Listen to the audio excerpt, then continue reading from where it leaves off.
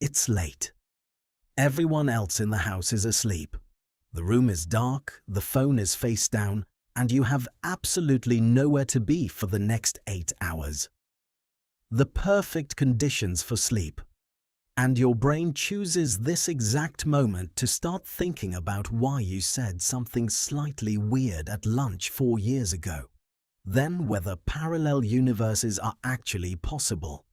Then that one thing you should have said to someone, but didn't. Then what your life would look like if you'd made one completely different decision at age 17. Then back to the lunch thing. You are exhausted, your body is done, but your brain is running what feels like 17 tabs at full volume, and none of them have a close button. If that felt uncomfortably specific, good. Because the people whose brains do this, who can't switch off, who feel everything more intensely, who notice things nobody else seems to register, are not broken or difficult or a lot. There is something structurally different about how their brain processes the world, and once you understand what it is, you will never describe yourself as too much again. Neuroscience and psychology have spent decades studying the specific patterns that show up in people who process the world differently. Not differently as in worse. Differently as in their brain is running a different operating system. One that comes with specific advantages, specific costs, and 8 very recognizable signs that most people have never had properly explained to them. Here they are. Your brain won't stay in one place. You sit down to do something. One thing. And 40 minutes later, you've thought about 7 unrelated topics, reorganized a mental list you didn't know you had, and almost sent a message to someone you haven't spoken to in 2 years. This isn't laziness. Researchers call it high default mode network activity, the mental system that activates when you're not focused on a task. In people with more complex cognitive wiring, this network is significantly more active. It generates more, it connects more, it wanders more. The wandering isn't a malfunction. It's the system doing exactly what it was built to do. You notice things other people walk straight past. The slight tension in someone's voice when they say they're fine. The detail in the background of a photo. The one thing in a room that's slightly off. This is called sensory sensitivity, and it's well documented in people with high perceptual processing capacity. Your brain is filtering less and registering more. That's why loud restaurants feel genuinely overwhelming rather than just a little annoying, and why you sometimes need to leave a situation that everyone else seems completely comfortable in. You're not being dramatic. You're processing significantly more information per second than most people around you.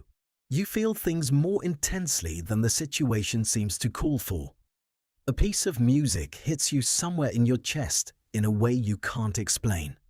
A film ruins you for the rest of the evening. A conversation goes slightly wrong, and you're still replaying it at 2 a.m.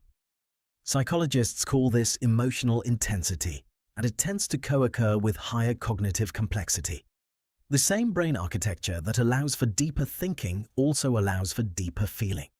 You are not too sensitive. You are fully calibrated. The world just wasn't built with your settings in mind. You ask questions that make people pause in a way that suggests they've never actually thought about it. Not because you're trying to be interesting or difficult, but because your brain genuinely doesn't settle for the surface version of things. Research on intellectual curiosity shows that people with higher fluid intelligence have a lower tolerance for incomplete explanations. They keep pulling the thread. They need to understand not just what, but why, and what it means, and what follows from that. This is sometimes read as exhausting by people around you. It's not. It's just what a brain looks like when it refuses to stop early. You need significantly more time alone than most people seem to.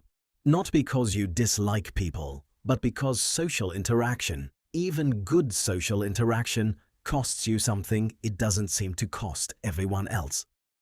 This is directly linked to high stimulation processing. When your brain is registering more from every interaction, more tone, more subtext, more implication, more everything, it needs more recovery time afterward. The introversion isn't a personality flaw. It's a direct consequence of a brain that is genuinely working harder in social situations than most other brains in the room. You have a very specific relationship with time. Either you're completely absorbed in something and 3 hours disappear, or you can't make yourself start something even though it's been on your mind all week. This pattern, extreme focus alternating with extreme resistance, is characteristic of what psychologists call hyperfocus, documented extensively in people with non-linear cognitive styles. Your brain doesn't do things halfway. When it's in, it's completely in. When it's not, no amount of willpower seems to help. The inconsistency isn't a character flaw, it's how your system operates. You think in connections.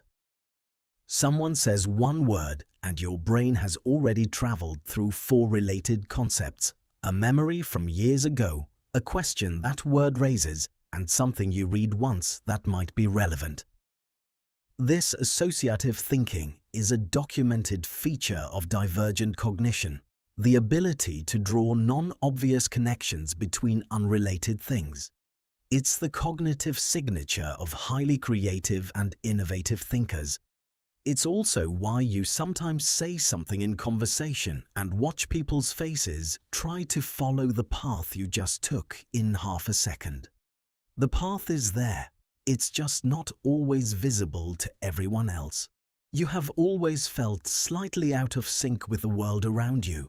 Not in a dramatic way, just a quiet, persistent sense that you experience things at a different frequency than most people. That the things that seem to satisfy everyone else leave you with a specific kind of restlessness.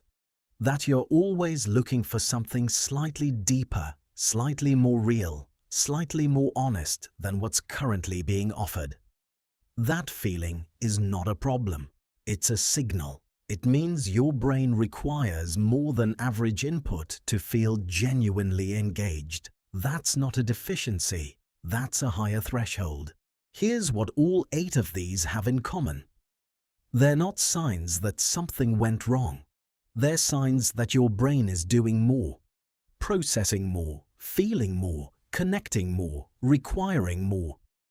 That comes with real costs: the exhaustion, the overstimulation, the sense of being slightly out of place in rooms that weren't designed for how you work.